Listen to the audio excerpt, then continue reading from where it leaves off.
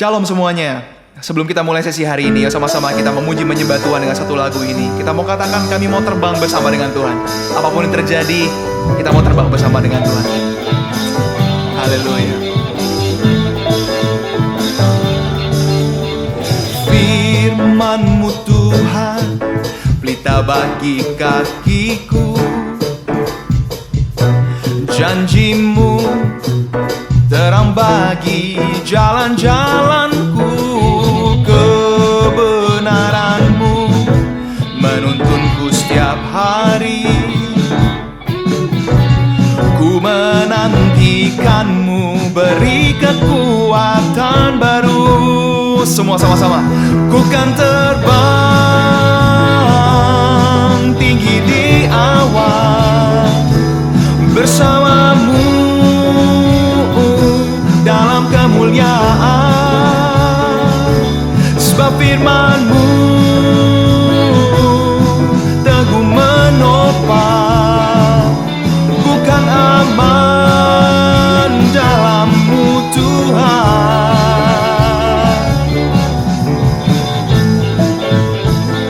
Oh yeah,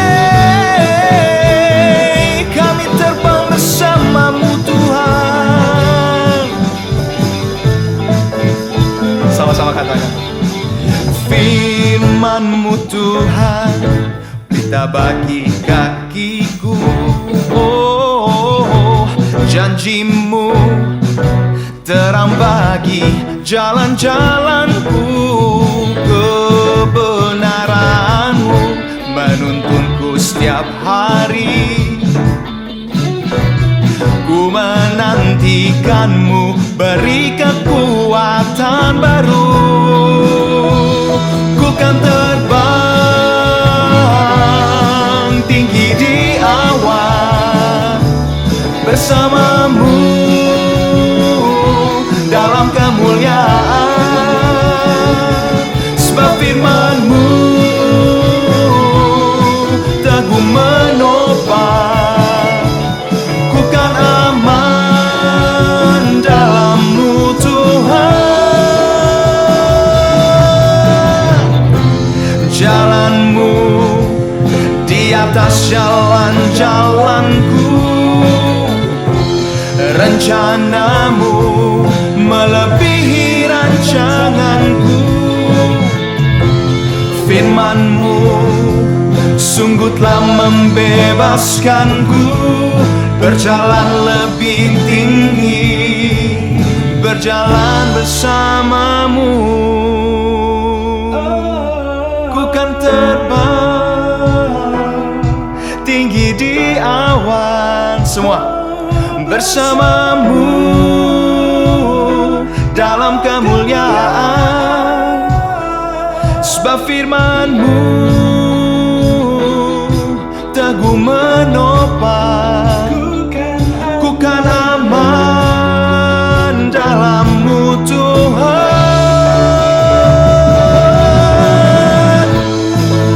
Oh, tinggi di awan bersama-Mu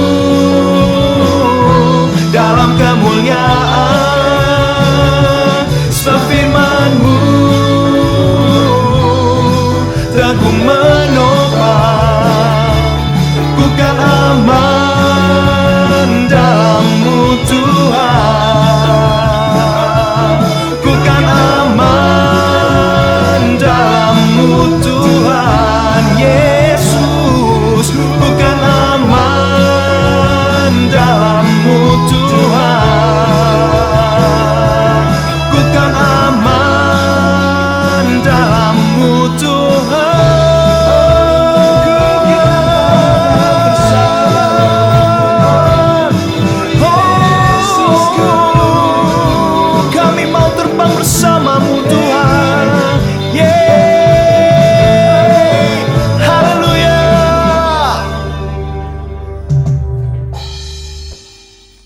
Oke, sebelum kita masuk pengajaran hari ini, masuk firman hari ini, kita akan sama-sama menyanyikan satu lagu lagi yang kita sama-sama pasti udah tahu. Lagu ini mengajak kita untuk terus percaya bahwa bukan karena kekuatan kita, bukan karena kehebatan kita, tapi karena Tuhan yang memberikan kekuatan buat kita, maka kita bisa berlari nggak jadi lesu, berjalan nggak jadi lelah, dan kita bisa mencapai destiny kita, bisa terus terbang tinggi bersama Tuhan kita bagai Raja Wali. Amin. Mari sama-sama menyanyikan lagu ini. Tuhan adalah kekuatanku, bersama Dia ku tak akan goyah. Ku kan terbang tinggi bagai Raja Wali, melakukan perbuatan yang besar. Sekali lagi sama-sama, Tuhan adalah kekuatanku. Tuhan adalah kekuatanku, bersama Dia ku tak akan goyah. Ku kan terbang tinggi bagai Raja Wali, melakukan perbuatan yang besar. Ku kan terbang tinggi bagai Raja Wali, dan melayang tinggi dalam kemuliaan-Nya. Biar bumi bergoncang dan badai menerpa, ku kan terbang tinggi bersama Dia.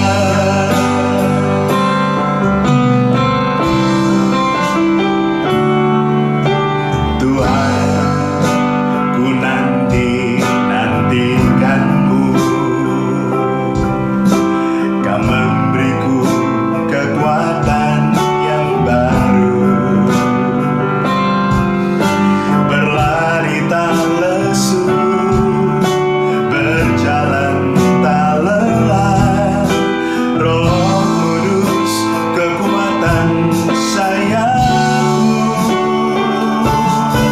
bukan terbang tinggi bagai Raja Wali, dan melayang tinggi dalam kemuliaan-Nya.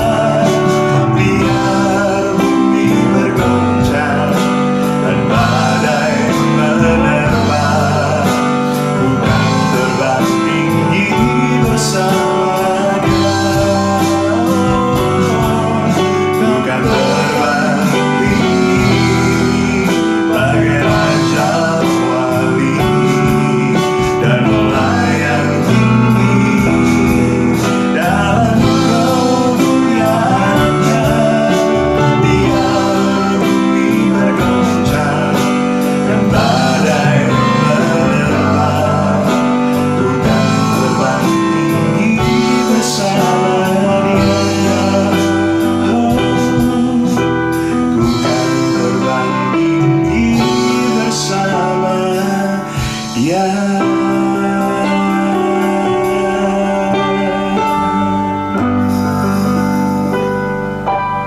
Sambil di sesi pengajaran hari ini, Tuhan Yesus memberkati. Shalom, selamat malam Bapak Ibu, selamat malam anak-anak semuanya. Senang saya bisa kembali berjumpa dengan Anda semua untuk kembali kita belajar dari buku Song of Songs ya. Masih bersemangat semuanya atau sudah mulai bosan? Saya berharap tidak bosan ya, karena ini baru sampai di pasal 3 dan kita sudah mulai merasakan banyak hal yang nanti akan semakin banyak yang akan kita bisa pelajarin lebih lagi dari buku Kidung Agung, puisi cinta yang luar biasa dari Tuhan kita, dari mempelai laki-laki kita. Jadi sebelum kita masuk ke pasal 3 ini, kita mau satukan hati dulu di dalam doa. Mari, demi nama Bapa, Putra dan Roh Kudus, amin. Tuhan Yesus, kami sungguh bersyukur untuk malam hari ini kami boleh kembali duduk dekat kaki-Mu. Kami boleh kembali punya kerinduan untuk sungguh-sungguh Tuhan mempelajari Song of Songs ini, Kidung Agung ini di pasal 3 ini. Kami bersyukur karena Tuhan masih terus mau berbicara kepada kami, membukakan setahap demi setahap tentang pribadimu Tuhan. Yang kami percaya ketika kami mempelajari apa yang menjadi pribadimu ini lewat Song of Song, kami tidak pernah akan kecewa. Karena kalau kami mengenal Engkau, kami akan tahu siapa yang kami percayai dan kepada siapa kami menaruh harapan kami. Dan kami percaya Tuhan, Engkau tidak pernah berubah. Dahulu, sekarang, sampai selama-lamanya. Dan itulah yang membuat kami bisa percaya kepadamu Tuhan. Ketika kami lebih lagi mengenal Engkau. Hamba sungguh berdoa Engkau yang membukakan kebenaran demi kebenaran malam hari ini yang Tuhan ingin kami semua ketahui. Bersihkan hati kami, bersihkan pikiran kami, dan juga kuduskan tempat di mana firman ini ditaburkan. Biar kami sungguh-sungguh Tuhan boleh menangkap apa yang dari Tuhan. Di dalam satu nama yang menggenggam hari depan kami, mempelai laki-laki kami, Yesus Kristus Tuhan kami. Amin. Di dalam nama Bapa, Putra, dan Roh Kudus. Amin. Ya, sesi 3 ini sesi 3, sesi 5 ya, sesi 5 dari pasal 3. Yang pertama, nanti kan ada, saya biasanya bagi 2 ya, bagi 2. Nah, sesi yang kelima ini saya beri judul Terbang Tinggi Bersama Dia ya. Ini masih lanjutan dari perkataan Sulamit. Setelah dia memintakan waktu itu ibu bapak dan anak-anak pasti ingat di akhir pasal 2 Sulamit itu ternyata belum mau kan, belum bersedia pergi bersama mempelainya ya, mempelai laki-lakinya. Dia meminta untuk mempelai laki-laki itu pergi sendiri tanpa dia. Ingat ya minggu lalu. Nah, ini di awal ini masih perkataan dari Sulamit. Setelah dia meminta mempelai laki-lakinya ini pergi meninggalkan dia tanpa dia gitu. Nah kita akan lihat ya, kita akan baca sama-sama di ayat 1 sampai dengan yang keempat. Night after night I'm tossing and turning on my bed of travail. Why did I let him go from me? How my heart now aches for him, but he is nowhere to be found. So I must rise in search of him, looking through the city, seeking until I find him. Even if I have to roam through every street, nothing will keep me from my search. Where is he, my soul's true love? He is nowhere to be found. Then I encountered the overseers as they encircled the city. So I asked them, have you found him, my heart's true love? Just as I moved past them, I encountered him. I found the one I adore. I caught him and fastened myself to him, refusing to be feeble in my heart again. Now I'll bring him back to the temple within where I was given new birth, into my innermost parts, the place of my conceiving. Ya, ini bagus banget Bapak Ibu dan anak-anak. Kita lihat ya. Malam demi malam, kubolak-balikan tubuh di pembaringan deritaku. Mengapa kubiarkan dia pergi dariku? Betapa hatiku sekarang merindukannya. Tetapi tiada kutemukan dia dimanapun. Maka aku harus bangun mencari dia. Sekalipun aku harus menyusuri setiap jalanan. Tiada yang dapat menghentikan pencarianku. Di manakah dia, cinta sejati jiwaku? Tiada kutemukan dia dimanapun. Lalu aku bertemu para penjaga saat mereka mengelilingi kota. Maka kutanyakan kepada mereka, sudahkah kalian temukan dia, cinta sejati hatiku? Begitu aku melangkah meninggalkan mereka, aku bertemu dia. Aku menemukan dia yang kupuja. Kudapatkan dia dan kulekatkan diriku kepadanya. Takkan kubiarkan hatiku lemah lagi. Kini akan kubawa dia kembali ke bait suci di dalam, di mana aku dilahirkan baru. Ke bagian-bagian terdalam dalam diriku, tempat aku dikandung. Nah, bagaimanapun kalau kita sungguh menghayati Kidung Agung ini ya, firman-firman kata-kata dari cinta ini, puisi cinta ini. Kita bisa melihat begini, bagaimanapun Sulamit ini sudah jatuh cinta gitu kepada sang pengantin laki-laki ini. Ya, sehingga walaupun sebenarnya dia itu berat kan, dia sebenarnya kan berat untuk ngikutin sang pengantin laki-laki ini. Yang naik ke level yang lebih tinggi, kemarin kita udah belajar. Namun kan dia belum mau. Namun saat benar-benar dia merasakan bahwa memang kekasihnya ini, pengantinnya ini, mempelai laki-lakinya ini pergi. Dia itu seperti merasakan ada kekosongan gitu di dalam jiwanya. Ya, nah ini adalah gambaran dari gerejanya. Anda dan saya, kita semua. Kekasih kita semua ini kan kekasih hatinya dan para calon mempelainya ya, yang sudah jatuh cinta kepada Tuhan Yesus, yang sudah sungguh-sungguh jatuh cinta kepada Tuhan Yesus, karena ada juga gerejanya yang biasa-biasa saja belum jatuh cinta ya. Nah, bagaimanapun untuk gerejanya, untuk Anda dan saya yang sudah sungguh jatuh cinta sama Tuhan Yesus, tetapi kita masih takut untuk mau mengikuti Dia ya. Itu ada sesuatu di jiwa kita ini yang hanya bisa dipenuhi oleh satu pribadi yang namanya Yesus Kristus. Lain tidak. Makanya tadi dikatakan betapa hatiku sekarang merindukannya, tetapi tiada kutemukan dia dimanapun. Maka aku harus bangun mencari dia. Sekalipun aku harus menyusuri setiap jalanan, tiada yang perhatikan, tiada yang dapat menghentikan pencarianku. Ini pencarian jiwa sebetulnya. Ya, di manakah dia cinta sejatiku? Tiada kutemukan dia dimanapun. Nah, saat seseorang sudah jatuh cinta kepada Tuhan Yesus, di jiwa kita ini sejujurnya ada sesuatu yang kosong, ada kekosongan gitu. Saat kita mencoba menghindarinya. Kan daging kita takut nih, kita menghindarinya. Waktu kita menghindarinya seperti ada kekosongan di sini. Kita tidak dapat temukan itu dimanapun. Tidak dapat menemukan dia ini yang kenapa ya kok kosong itu dimanapun kita nggak bisa ketemu. Maksudnya begini, banyak orang berpikir kita bisa tetap merasa aman-aman saja. Ya, tetap merasa aman-aman saja dengan tidak mengikuti apa yang menjadi kerinduan dari Tuhan kita, kerinduan Tuhan untuk kita gitu. Ya, dengan mungkin kita berpikir gini, aduh ngikutin kehendak Tuhan ini kok berat gitu. Jadi kita berusaha melupakan itu. Dengan cara apa? Dengan menyibukkan diri dengan pekerjaan kita, dengan hobi kita, dengan keluarga kita. Tapi kalau kita mau jujur, kita tetap merasa ada sesuatu yang kurang. Ada sesuatu yang kurang. Dan jiwa ini akan terus mencari sebetulnya. Ya, jiwa ini akan terus mencari. Dan tidak ada yang bisa menghentikan pencarian jiwa ini.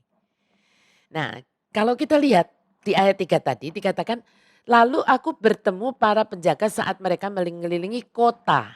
Ya, maka kutanyakan kepada mereka, sudahkah kalian temukan dia cinta sejati hatiku? Kota kan saya sudah berkata di awal, kota ini melambangkan gereja ya, gereja lokal. Gereja tempat kita itu beribadah, bersekutu dan membangun komunitas spiritual dan sosial.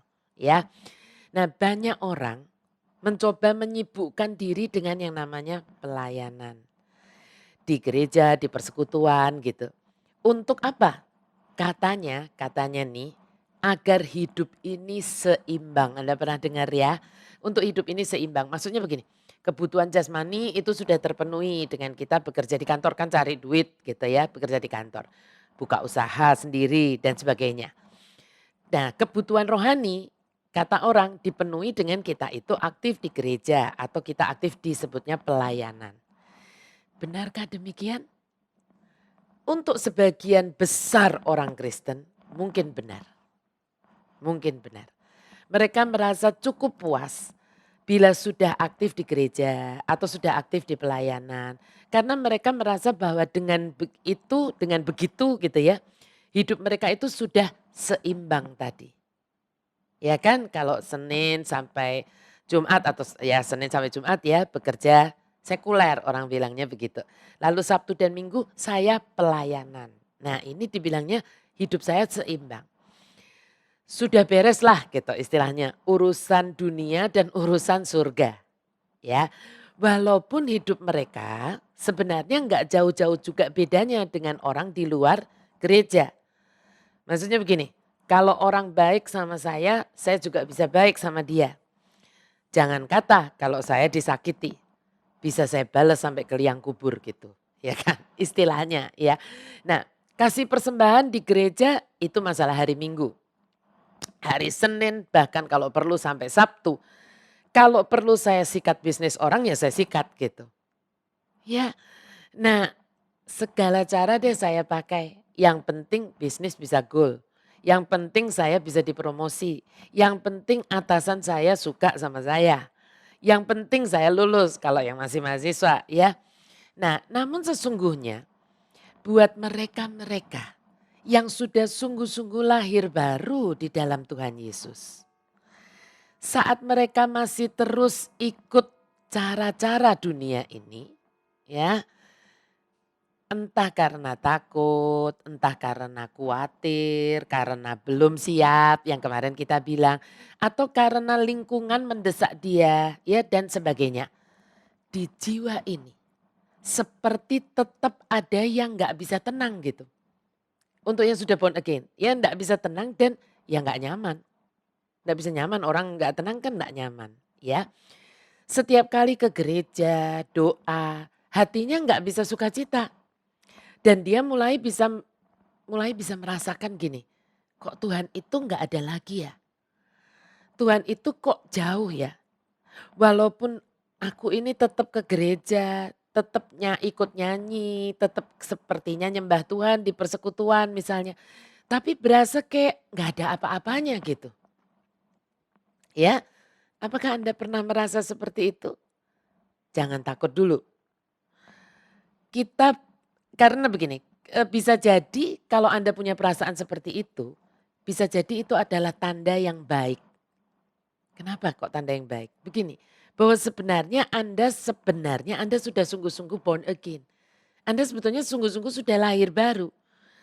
Dan tapi ada hal-hal di dalam hidup Anda yang belum Anda bereskan. Ya. Nah, kalau boleh pakai bahasa yang sedikit lebih puitis ya, begini mungkin. Ada totalitas kepada Tuhan. Ya, ada totalitas kepada Tuhan yang tertunda. Ini bahasa puitisnya, ya kan? Ada totalitas kepada Tuhan yang tertunda.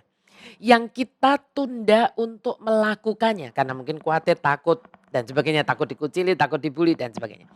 Nah, dalam hal ini eh, ketidakmauan kita mengikuti itu, hal ini akhirnya melahirkan apa? Melahirkan perasaan kosong gitu. Ya, seperti ditinggal Tuhan di dalam diri Anda. Ada perasaan kosong. Saya bilang, jangan buru-buru kita takut kalau seperti itu. Wah, kenapa ya? Mungkin ini pertanda baik. Bagus menurut saya ini.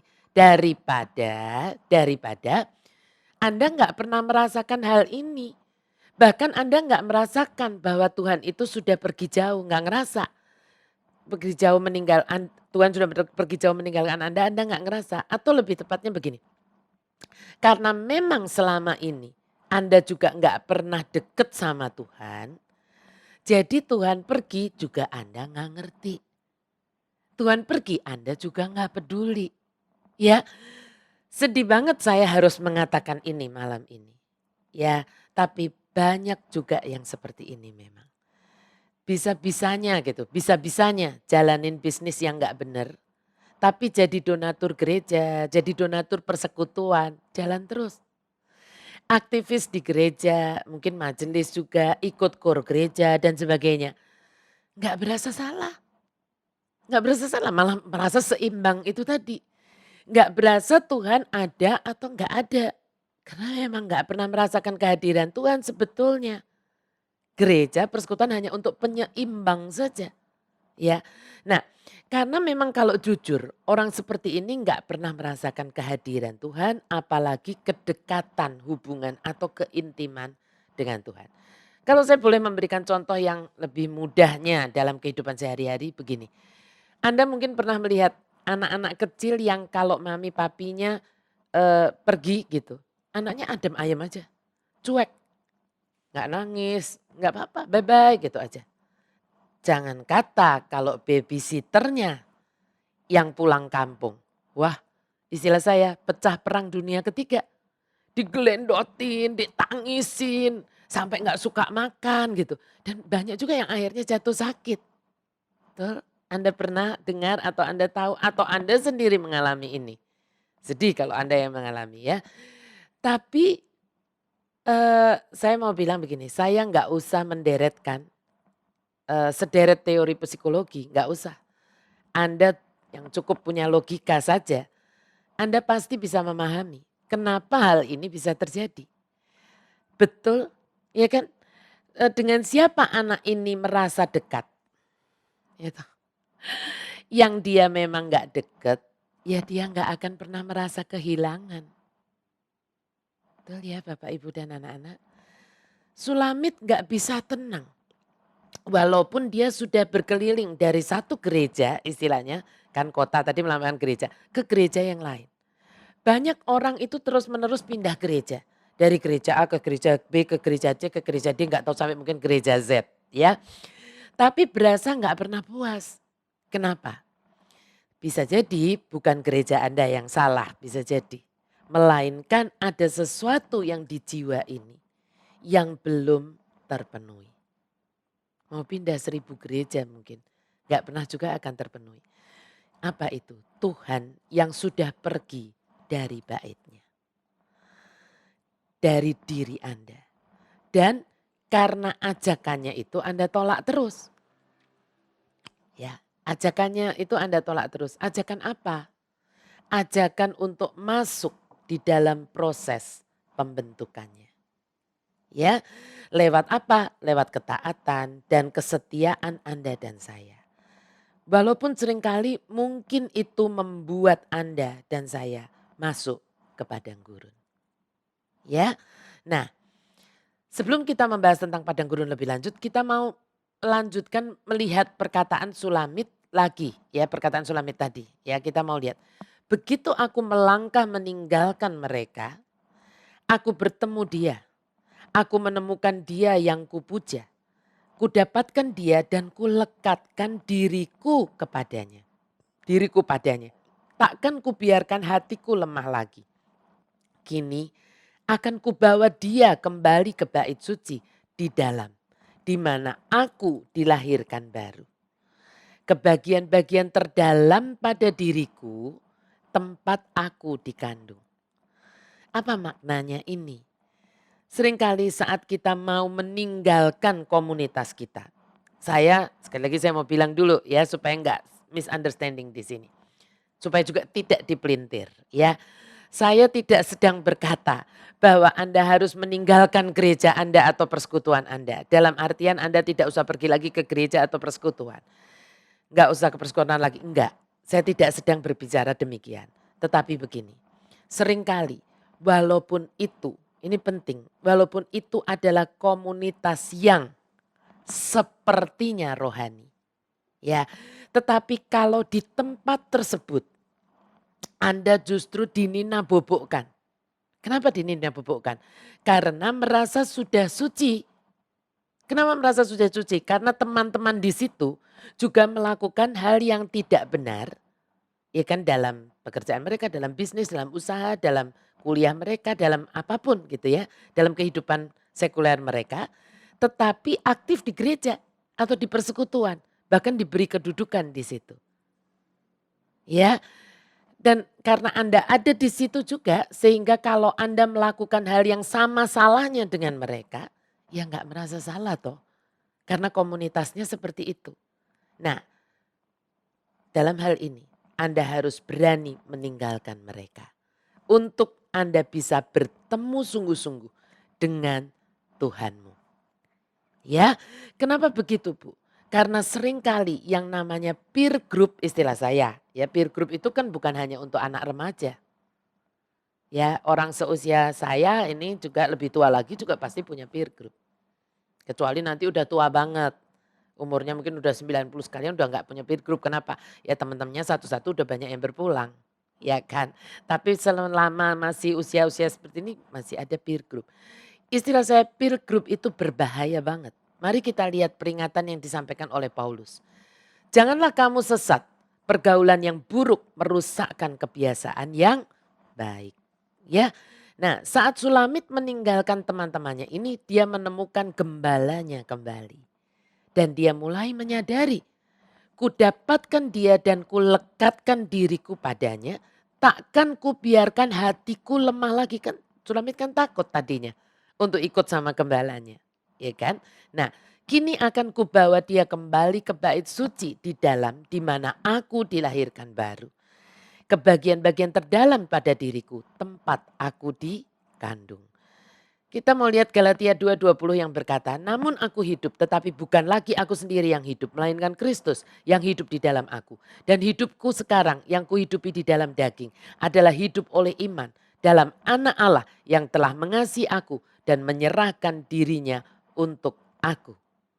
Sulamit yang sudah born again ini akhirnya berani mengambil sikap karena dia tahu kan sekarang itu aku memang hidup tapi bukan aku sendiri. Di sini nih ada Yesus gitu istilahnya. Dia nggak bisa mengingkari itu untuk orang yang sudah sungguh born again. Ya kan Yesus dalam bentuk Roh Kudus gitu yang terus berbicara di hati kita. Ya nggak bisa tenang toh.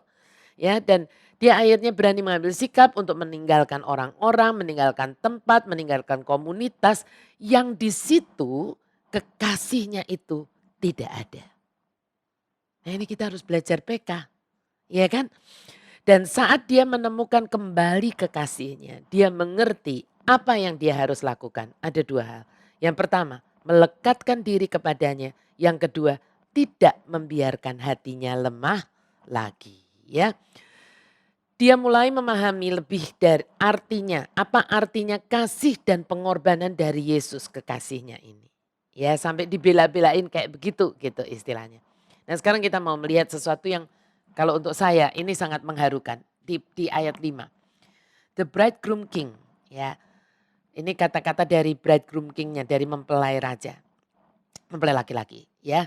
Promise me, O Jerusalem maidens, by the gentle gazelles and delicate dear, that you'll not disturb my love until she is ready to rise. Sekali lagi kita membaca ini, ya kan?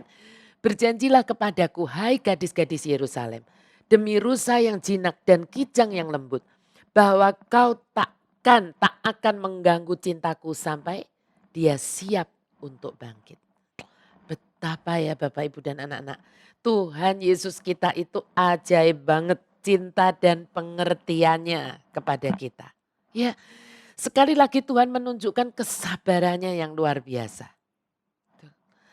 Dia sudah sangat pengen sebetulnya Anda dan saya ini mau mengikuti dia.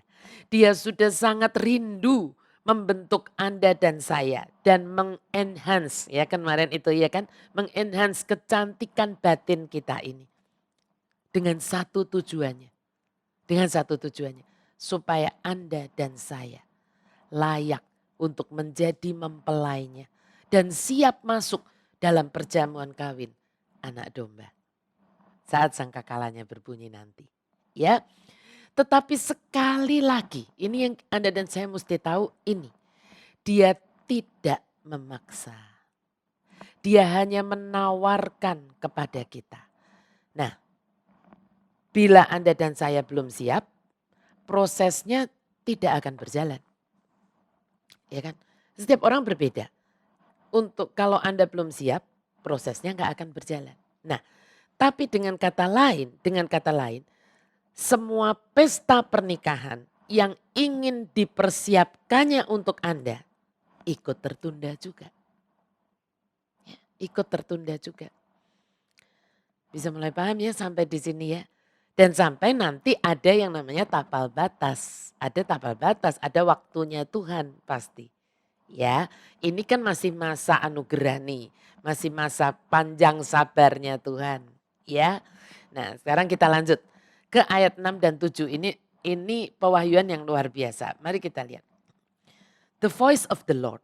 Aneh, tiba-tiba dari Tadinya kan the shepherd king kalau Anda ingat.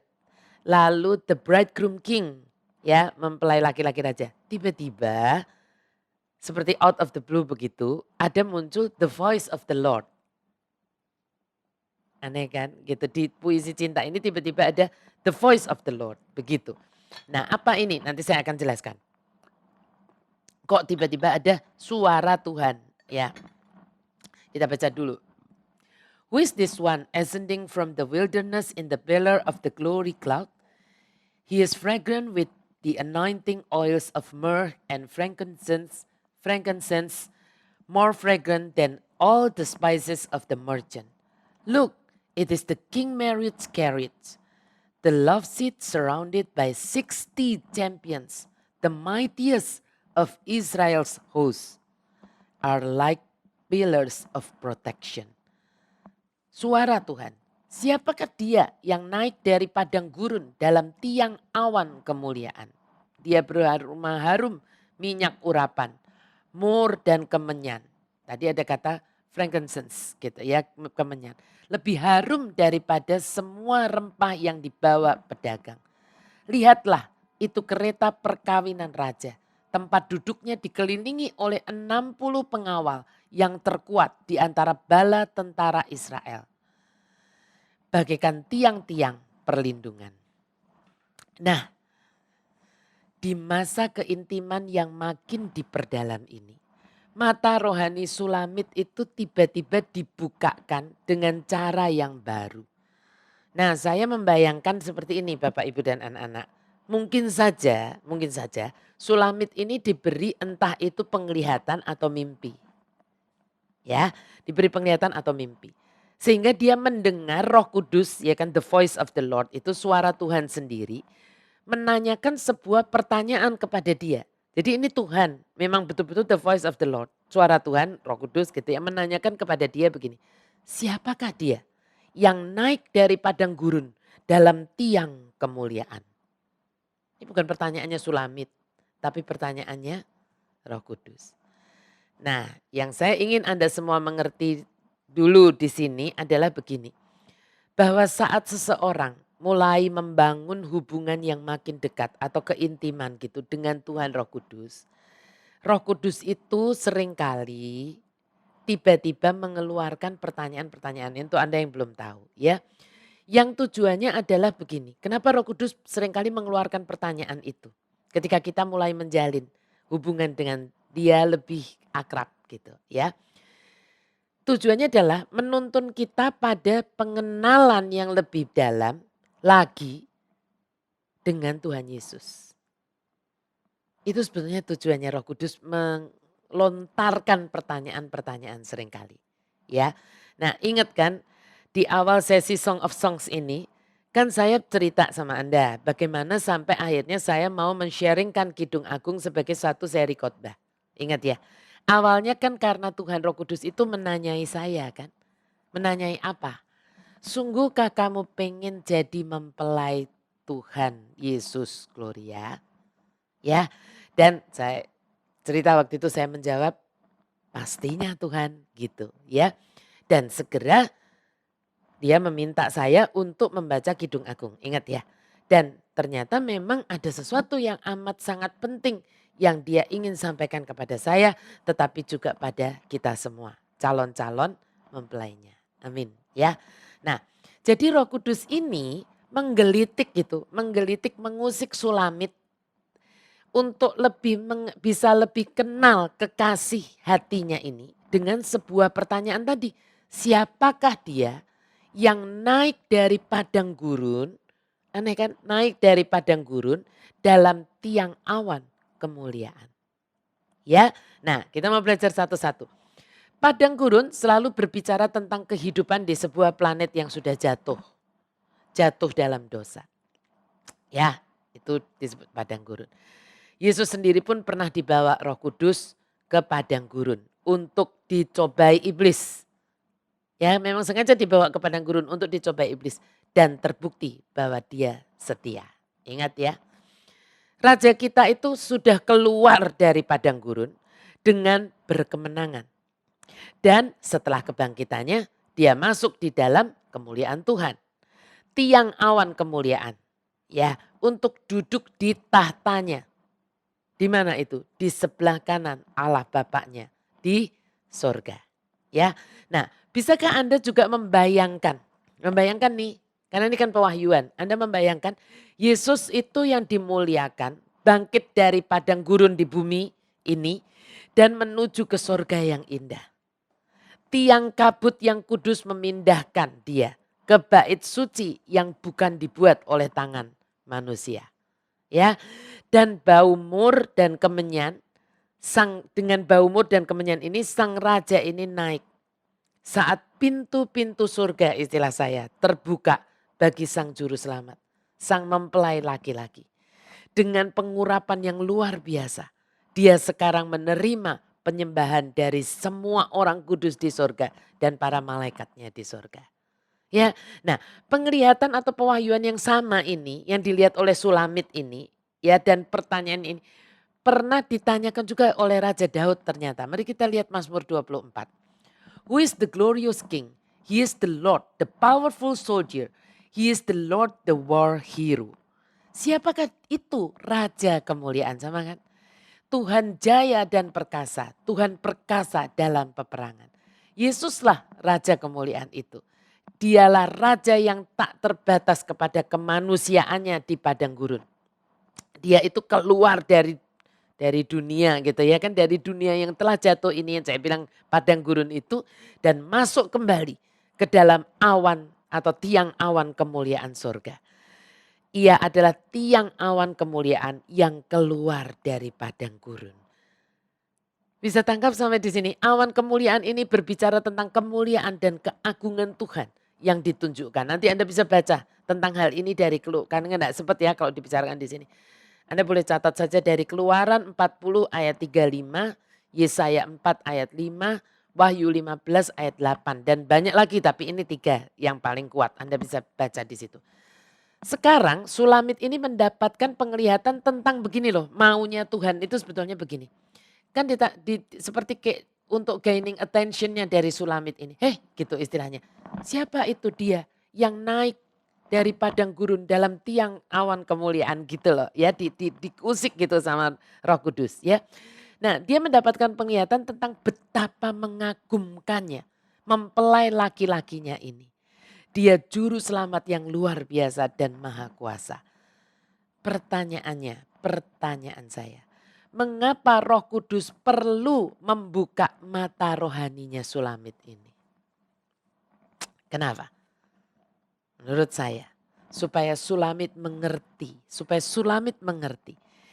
bahwa dia akan aman sebetulnya di padang gurun selama dia ada di sisi mempelainya ini. Karena apa? Makanya ditunjukin bahwa mempelainya ini kan sudah keluar dari padang gurun naik di dalam tiang awan kemuliaan. Karena dia sudah menaklukkan, maksudnya mempelainya laki-laki ini sudah menaklukkan padang gurunnya. Demikian juga kita akan menaklukkan padang gurun kita bersama dengan dia. Siapa bilang amin? Amin ya. Lalu dikatakan dia beraroma harum minyak urapan. Nah, kenaikan Yesus menyingkapkan penderitaannya itu dengan mur ya kan, dan semaraknya itu dengan kemenyan. Sebagai rempah-rempah untuk penguburan, 2 itu kan untuk penguburan ya. Mur itu selalu mengingatkan kita akan pengorbanan Yesus. Saya selalu bilang begitu kemarin ya, dan untuk menebus dosa Anda dan saya, Sulamitnya, mempelai wanitanya ini, dan memurnikan, itu untuk memurnikan. Mur itu selalu bicara untuk kemurnian, memurnikan Anda dan saya. Ketika Yesus menderita di atas kayu salib, dia memikul dosa kita. Saya bisa istilahkan dia itu basah kuyup gitu dengan mur. Kenapa? Karena penderitaannya itu menyakitkan bagi Yesus. Tetapi namun baunya harum bagi Bapaknya di sorga. Ya, kemenyan berbicara tentang syafaat Tuhan Yesus bagi orang-orang kudus. Syafaatnya Tuhan Yesus bagi orang kudus. Kita lihat di Ibrani. Karena itu ia sanggup juga menyelamatkan dengan sempurna semua orang yang oleh dia datang kepada Allah. Sebab ia hidup senantiasa untuk menjadi pengantara mereka. Yesus itulah satu-satunya pengantara kita kepada Bapa kita di sorga. Ya, karena dia yang sudah membayar harganya. Ya. Selanjutnya tadi ada kalimat yang mungkin agak aneh untuk kita. Kalau kita perhatikan di sini, apa itu? Coba perhatikan. Lebih harum daripada semua rempah yang dibawa pedagang. Apa ini maksudnya? Yesus adalah pedagang yang melihat istilah saya mutiara tersebut. Sulamitnya. Ya, yaitu Anda dan saya. Yang lalu karena dia melihat mutiara ini, dia menjual semua miliknya. Surga yang mulia rela dia tinggalkan demi memiliki Anda dan saya. Sulamitnya, gerejanya. Anda dan saya adalah mutiara itu. Mempelai wanitanya. Dia membeli Anda dan saya seperti seorang pedagang yang akan membeli mutiara yang berharga. Dia harus membayarnya. Untuk bisa membeli mutiara yang berharga ini, dia harus membelinya dengan nyawanya untuk menjadikan Anda dan saya mempelai perempuannya. Untuk dibawanya ke kerajaan Bapaknya, kerajaan sorga. Darahnya yang kudus dicurahkan untuk membeli Anda dan saya menjadi milik kesayangannya. Ya, saya ingin mengajak Anda semua memberi hormat dan kemuliaan untuk Yesus Tuhan kita yang begitu mengasihi kita. Ya, wah keren banget. Nah ayat 7 ini juga ajaib. Lihatlah itu kereta perkawinan raja. Jadi ini kata-kata Tuhan yang semuanya ini untuk ngingetin si Sulamit ini gitu loh. Ya, siapa yang yang istilahnya mencintaimu, yang mengajakmu. Walaupun memang diajak untuk diproses, tapi tujuannya untuk mengenhance tadi. Untuk menambah kecantikanmu itu. Ya, nah ayat 7. Lihatlah itu kereta perkawinan raja. Tadi begitu ya, tempat duduknya dikelilingi oleh 60 pengawal. Yang terkuat di antara bala tentara Israel. Bagaikan tiang-tiang perlindungan. Nah, setelah menemukan orang yang dia kasihi. Sulamit ini menerima pewahyuan tentang yang namanya kereta raja yang datang untuknya. Wah ini keren banget. Kereta di sini kata Ibraninya itu sebetulnya artinya ya sofa. Tempat beristirahat yang nyaman dan aman gitu. Anda kalau capek kepulang tiduran di sofa kan begitu kan. Ya nah Roh Kudus sedang ingin meyakinkan Anda dan saya. Meyakinkan Sulamitnya, meyakinkan gerejanya ini. Bahwa kita itu aman bersama Tuhan Yesus.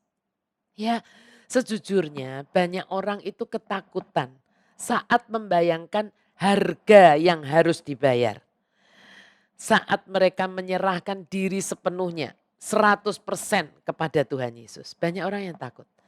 Rasa takut kenapa? Kenapa takut? Rasa takut akan kehilangan kesenangan hidup. Membuat banyak orang memilih berkompromi dengan dunia ini.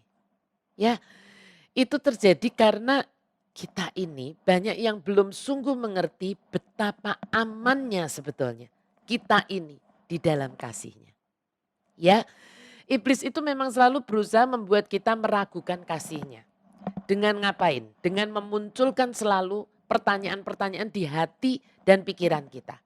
Ya, pertanyaan apa? Pertanyaan begini, bisakah dia itu kupercayai? Akankah dia selalu ada untuk aku? Kan tidak kelihatan. Akankah dia selalu ada untuk aku? Tapi juga bagaimana ya jika dia itu mengecewakan aku? Nah kebohongan-kebohongan inilah yang iblis ciptakan gitu. Untuk menciptakan apa? Menciptakan ketakutan di dalam diri kita. Contohnya. Beberapa orang tidak mau segera memutuskan hubungan yang tidak kudus. Ya kan karena takut sendirian.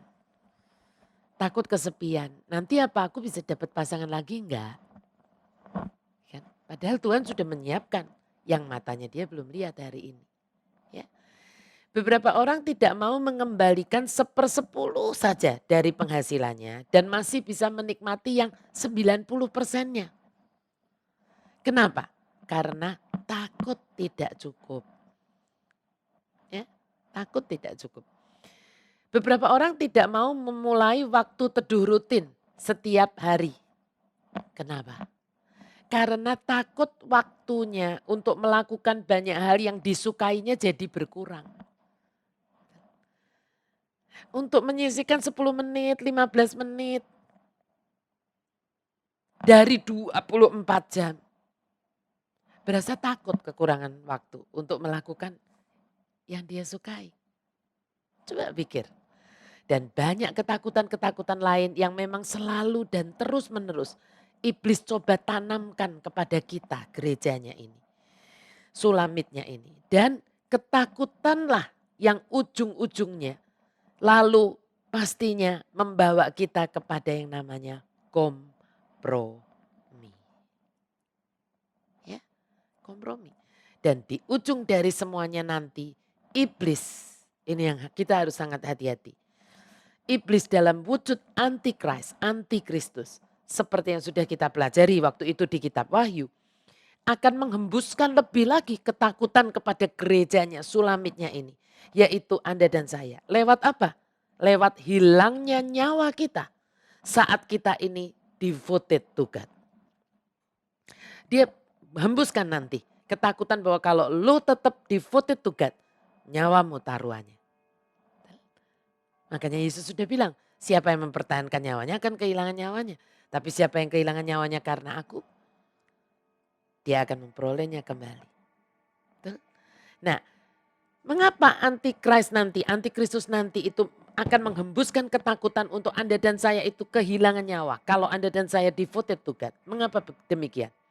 Satu Bapak Ibu dan anak-anak, catat mulai malam hari ini di hati kita.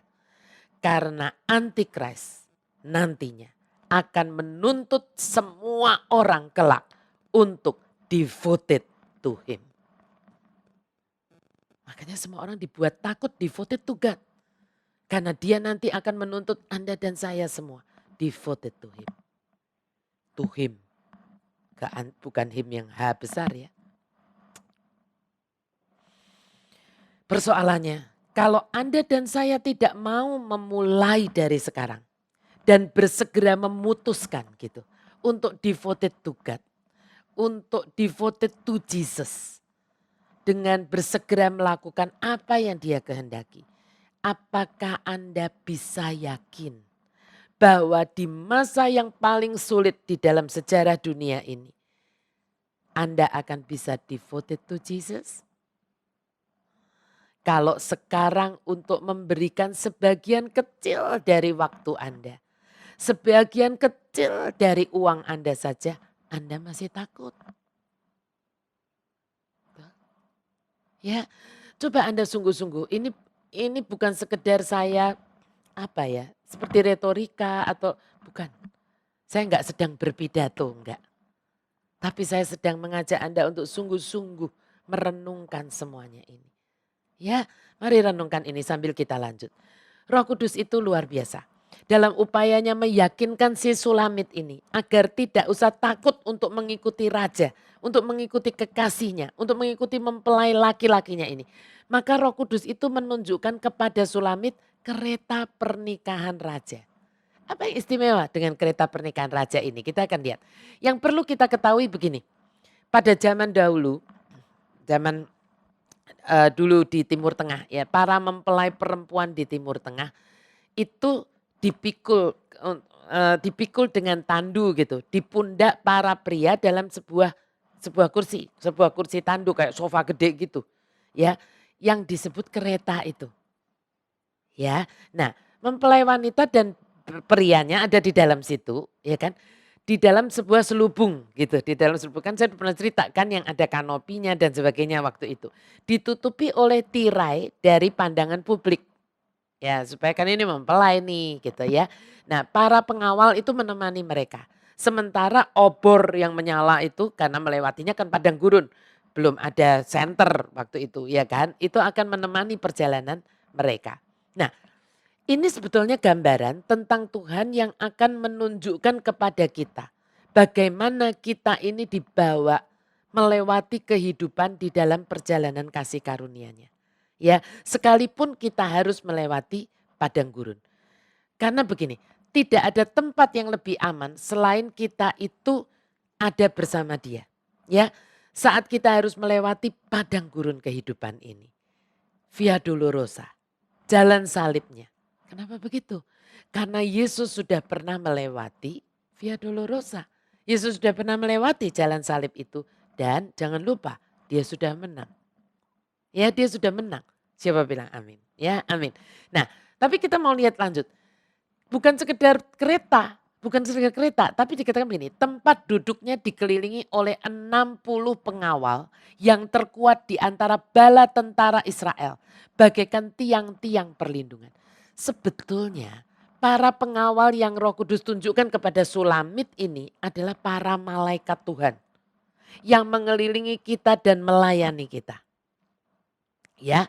Nah, ada ayat di Perjanjian Baru yang berkata begini, dari Ibrani, bukankah mereka semua adalah roh-roh yang melayani, malaikat ini ya, yang diutus untuk melayani mereka yang harus memperoleh keselamatan?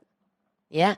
Nah, ini adalah perlindungan yang luar biasa Bapak Ibu dan anak-anak. Para presiden atau negarawan saja hanya memiliki 20 sampai 30 pengawal menurut saya yang mengelilingi mereka loh ya. Pada saat mereka sedang melakukan perjalanan begitu 20-30 itu udah banyak. Ya kan, kayak begitu kalau kita lihat Pak Jokowi gitu. Ya kan, ada bodyguard-bodyguardnya itu gitu. Ya yang pakai pakaian biasa, yang suka pakai kacamata hitam tengok-tengok begitu. Itu kan kalau sampai 20-30 itu udah banyak. Tetapi Anda dan saya memiliki 60 pengawal. Ya, Yesus sanggup menjaga Sulamitnya. Yesus sanggup menjaga mempelai perempuannya aman dan terlindungi.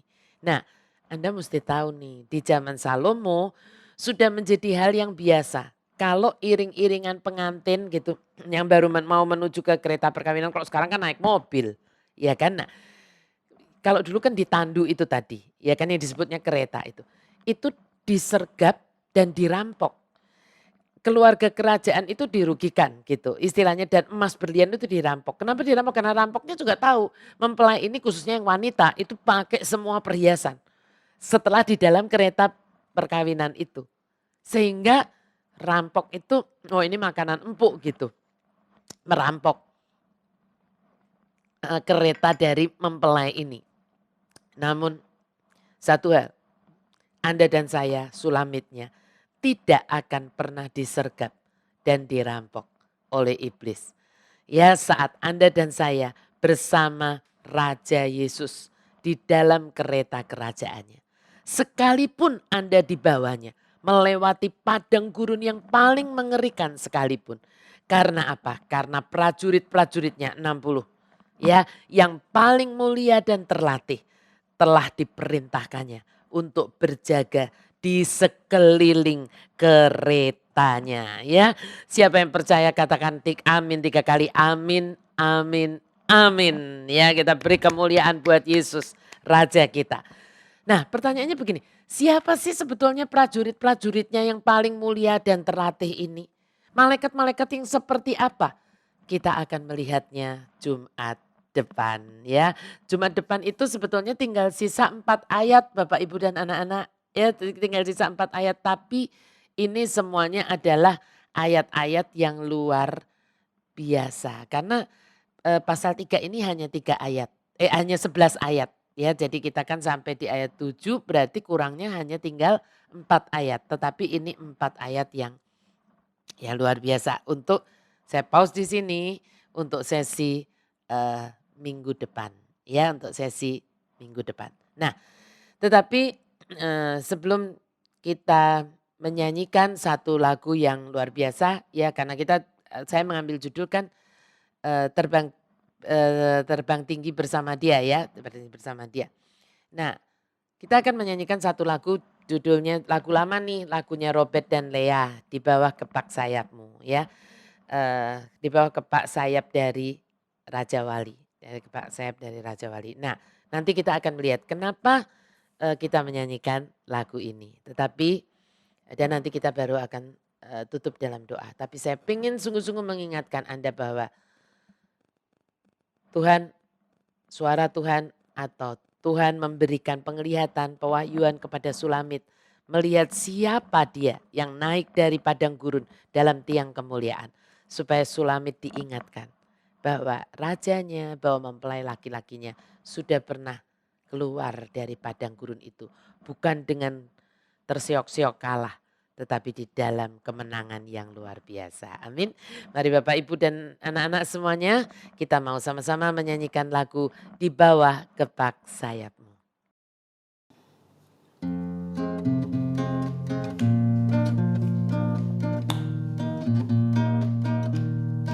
Aku ingin selalu berada di hadirat-Mu.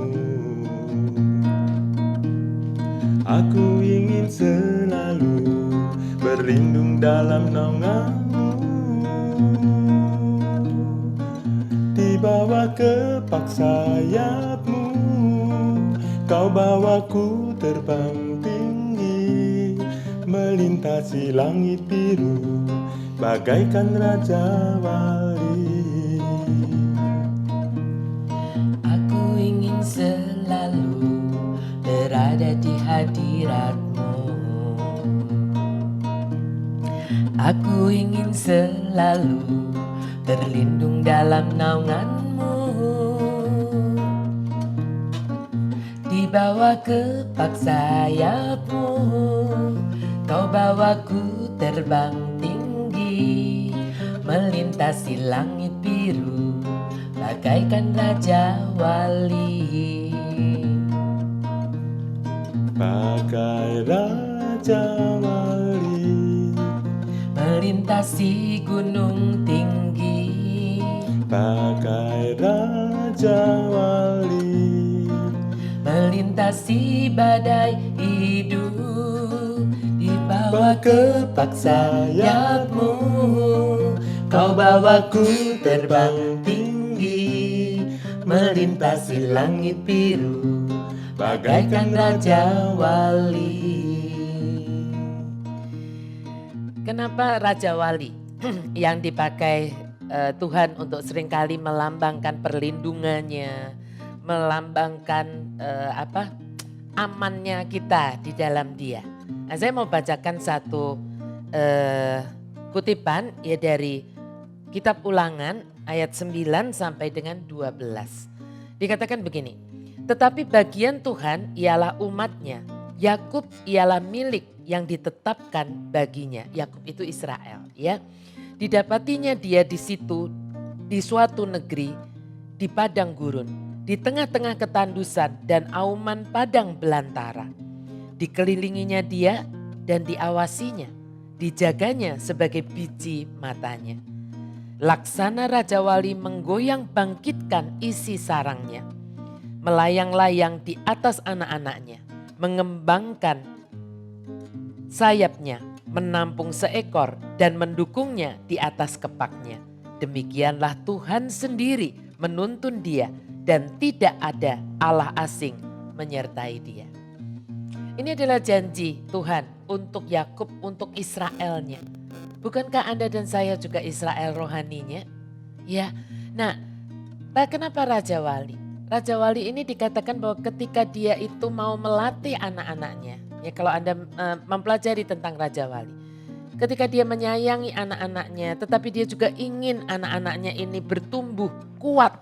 Ya, seperti dirinya. Apa yang dia buat? Dia tidak selalu hanya memberikan makanan kepada anak-anaknya dan membiarkan anak-anaknya itu tetap di comfort zone, di dalam sarangnya yang nyaman. Enggak. Karena kalau seperti itu, sayap dari Raja Wali kecil ini tidak pernah akan berkembang dan tidak pernah akan menjadi kuat seperti itu. Makanya di sini dikatakan adalah bahwa laksana Raja Wali menggoyang bangkitkan isi sarangnya. Apa itu menggoyang bangkitkan? Menjungkir balik. Dan itu memang disengaja oleh papahnya Raja Wali ini, oleh Raja Wali dewasa ini. Buat apa? Buat apa? Dikatakan seperti ini. Menggoyang bangkitkan isi sarangnya, melayang-layang di atas anak-anaknya. Ya kan, melayang-layang di atas anak-anaknya. Mengembangkan sayapnya, menampung seekor dan mendukungnya di atas kepaknya.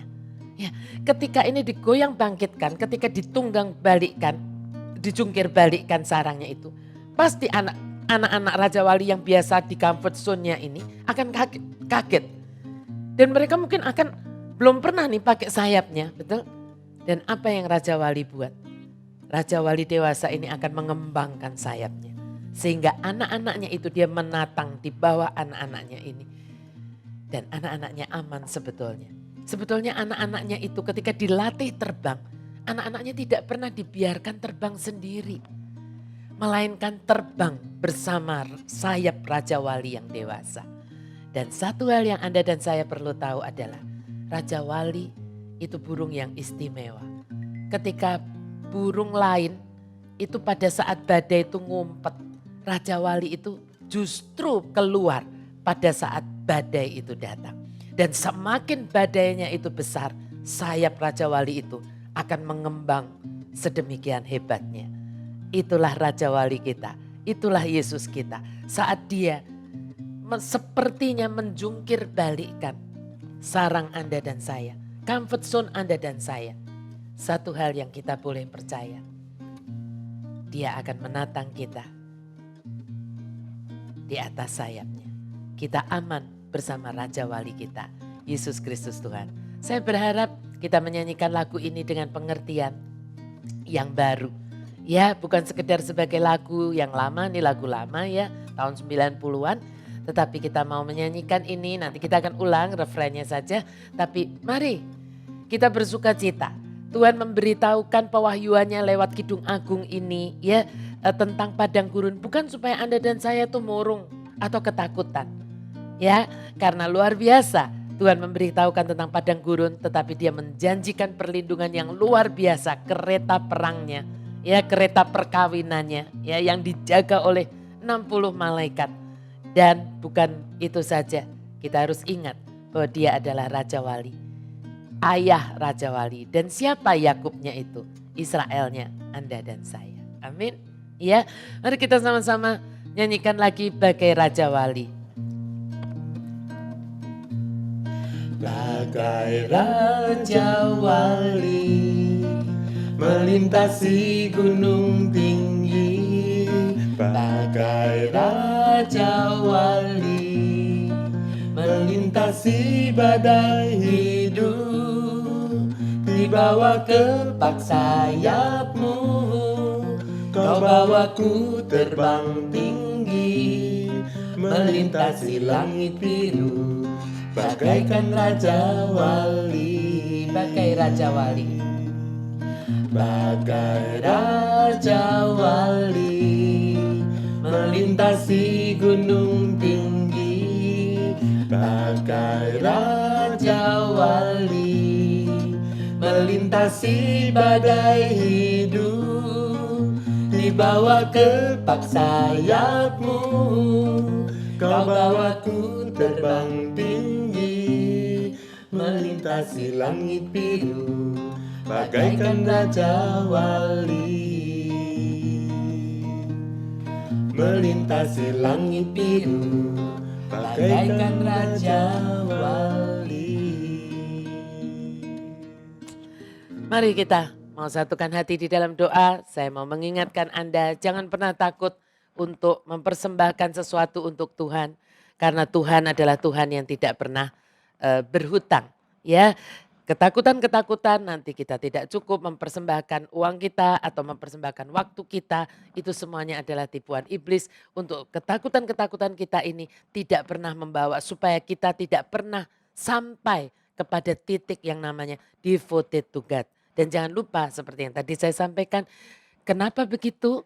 Karena nanti Antichrist akan membuat kita sangat takut untuk devoted to God. Karena bayarannya adalah hilangnya nyawa Anda dan saya. Mengapa demikian? Karena Antichrist akan menuntut untuk semua orang nantinya devoted to him.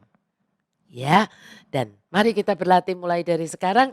Tidak perlu takut untuk diproses Tuhan untuk masuk ke padang gurunnya. Karena di padang gurun itu kita ada di dalam kereta kerajaannya dan kita terbang mengatasi badai. Tadi lagu ini berkata melintasi gunung yang tinggi, melintasi badai hidup ini. Tetapi tidak sendiri, kita bersama Sang Raja Wali. Mari kita berdoa. Saya mau berdoa buat Anda semua yang mungkin sampai dengan malam hari ini masih ada rasa takut. Atau untuk Anda semua yang malam hari ini merasa ada sesuatu, iya Bu selama ini tuh aku kosong, saya kosong rasanya. Mari jangan biarkan itu terus kosong. Ya, bukan dengan cara kita pindah terus dari persekutuan satu ke persekutuan lain atau gereja satu ke gereja yang lain. Tetapi dengan coba mengintrospeksi dulu. Jangan-jangan seperti yang tadi saya bilang secara puitisnya. Ada totalitas kepada Tuhan yang masih Anda tunda. Ya untuk Anda melakukannya. Tidak ada yang bisa mengisi kekosongan itu. Kecuali ketaatan Anda kepada Tuhan Yesus. Karena bagaimanapun itu adalah tanda bahwa sebetulnya Anda sudah born again. Jadi itu tanda yang baik ya. Tetapi jangan dibiarkan kosong terus. Tetapi mari kita isi kekosongan itu dengan menaati, mengikuti kehendaknya, membiarkan, mengizinkan diri kita untuk diprosesnya dan percaya bahwa di dalam prosesnya dia akan menyertai kita, memampukan kita asal kita mau. Amin. Mari kita berdoa. Demi nama Bapa, Putra dan Roh Kudus, amin. Tuhan Yesus, kami bersyukur untuk malam hari ini. Kami sungguh bersuka cita Tuhan malam hari ini. Karena kami mulai menyadari sekarang, sebagai sulamitmu kami mulai menyadari. Engkau membukakan pewahyuan yang begitu luar biasa. Kami tahu bahwa ketika kami melewati padang gurun itu bukan dengan sendiri. Tetapi kami ada di kereta perkawinan itu bersama Raja kami. Bersama mempelai kami yaitu Yesus, Engkau sendiri mempelai laki-laki kami. Kami tidak perlu takut terhadap apapun yang menghadang kami di jalan. Karena kami percaya Tuhan, Engkau seperti pewahyuan malam hari ini. Engkau sudah menyiapkan 60 pengawal bahkan. Yaitu malaikat-malaikatmu yang luar biasa. Untuk mengelilingi dan mengawal kami. Dan seperti lagu yang kami nyanyikan malam hari ini Tuhan. Kami mau Tuhan belajar untuk mengembangkan sayap kami ini.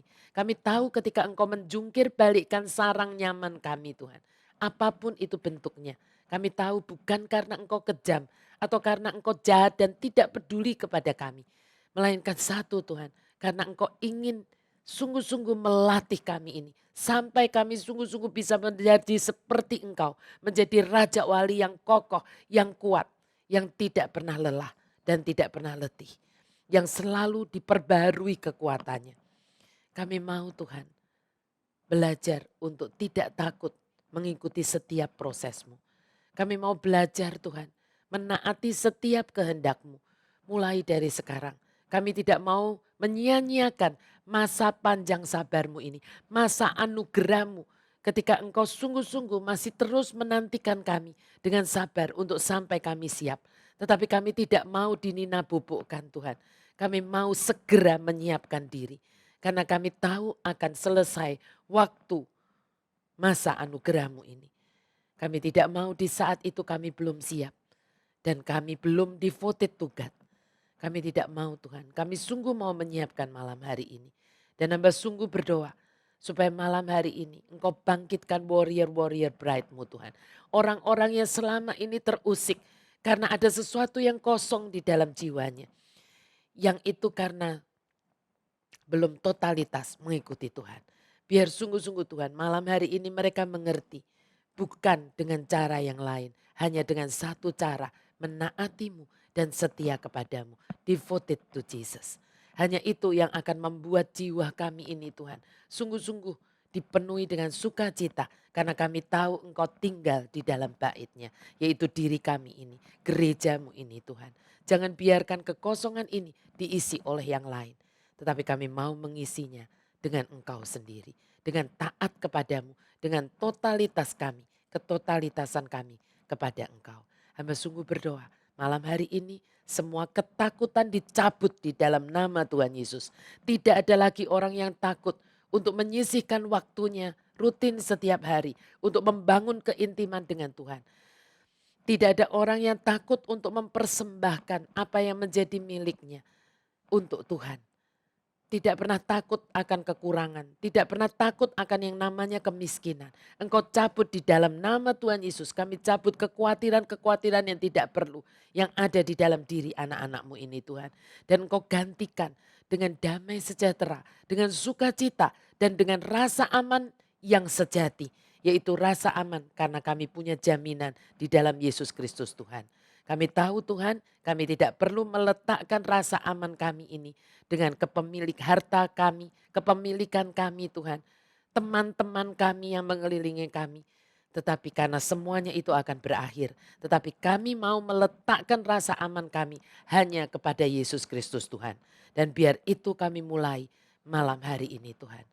Hamba percaya sungguh malam hari ini ada hati yang kembali berbalik kepada Tuhan. Hati yang kembali berbalik untuk mencintai Tuhan dan mau bersegera menaati Tuhan. Hamba sungguh percaya Tuhan. Siapapun yang mendengarkan kebenaran firman-Mu malam hari ini. Mereka Engkau lawat Tuhan dengan luar biasa. Dan biar mereka bersegera menjadi pelaku-pelaku firman. Terima kasih Tuhan. Dan saat Engkau melihat ada hati yang begitu rindu untuk mencintai-Mu sangat.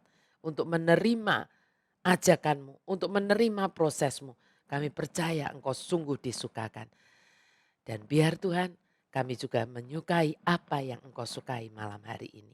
Terima kasih Tuhan Yesus. Hamba berhenti berbicara tetapi biar Engkau Tuhan yang sungguh terus berbicara dan mengusik hati kami. Sampai kami mau Tuhan dan siap untuk total kepadamu. Mempunyai totalitas kepada Tuhan. Terima kasih Tuhan Yesus. Biar Engkau yang memberkati semua anak-anak-Mu ini dengan berkat dan kasih dari Allah Bapa, Allah Putra, dan Allah Roh Kudus. Di dalam nama Yesus Kristus Tuhan kami. Kami percaya, kami menerima semua yang kami doakan malam hari ini. Mari semua yang percaya katakan dengan kuat, amin, amin, amin. Demi nama Bapa, Putra, dan Roh Kudus, amin. Terima kasih Bapak Ibu semuanya. Sampai jumpa nanti di sesi yang ke-6 ya, ini kan sesi kelima. Sesi ke-6 kita akan lanjutkan minggu depan, Jumat depan. Dan jangan lupa seperti biasa di layar ini ada QR Code, Anda bisa scan dan bisa mempersembahkan persembahan Anda lewat QR Code atau Anda bisa mentransferkan lewat nomor-nomor rekening yang ada di bawah ini. Terima kasih, Tuhan memberkati dan sampai jumpa Jumat depan.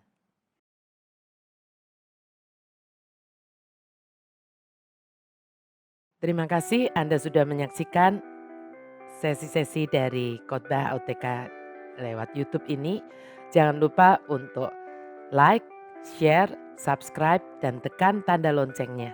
Supaya Anda selalu mendapatkan update-update terbaru dari YouTube HOTK. Terima kasih, Tuhan Yesus memberkati.